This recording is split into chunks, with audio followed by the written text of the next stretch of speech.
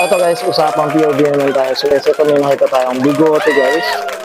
So guys, ito, pag nag-build ako ng bigote, medyo yung spoon ko na, ito yung gusto ko guys, nasa pogi guys, oh. Ano, puti. So, ito, yung headlight niya, ano, blackout siya guys. Pogi rin yung ganito rin talaga. Malinis guys, malinis. Spoon guys, ito, kita natin mags. Siyempre, hindi makawala yung spoon guys. Pogi. Tsaka yung chin niya guys, oh. Up tayo dito. Hindi ako sigurado kung anong tawag sa chin niya. Pogi rin, eh. Kinis na ito. Minsan, ang hirap din talaga mag-maintain ng puti guys kasi dahil puti siya. Tinta rin kagad yung dumi guys, eh. Pero this one ngayon, malinis, eh. Tapos ito, mga salamin. Feeling ko mga lahat ng siyang tint guys, eh.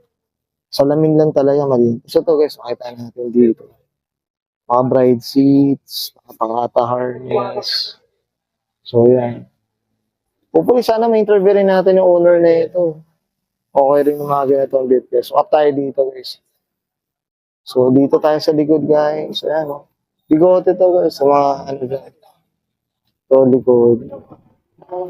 So, ito walang muffler dito. So, hindi natin sure kung nakaskab ba to or straight type ano. Pero ang pogi rin talaga ng bigote. Up tayo dito sa owner guys. So, hopefully sana may interview rin natin. So, yan.